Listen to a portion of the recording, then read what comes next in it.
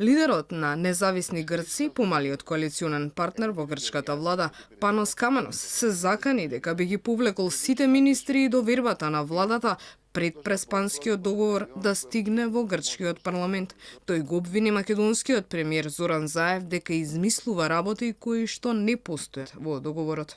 Јавно се обврзав за една работа и ова не е сменето, ниту пак ќе се смени. Ние нема да учествуваме во влада што ќе го донесе во парламентот овој договор, што значи дека ќе ја повлечеме довербата за владата. Господинот Заев веќе го прекршува договорот, кажувајќи работи кои не постојат во овој договор. Не кажува дека повеќе нема да бидат Македонија.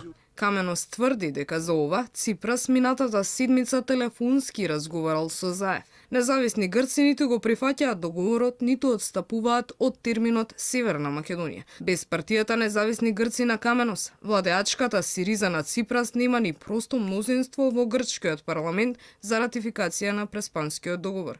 Работата за Ципрас е дополнително комплицирана, откако и опозицијската Потами, која важеше за алтернатива на Каменос, минатата недела се откажа од договорот и најави дека нема да гласа за негова ратификација.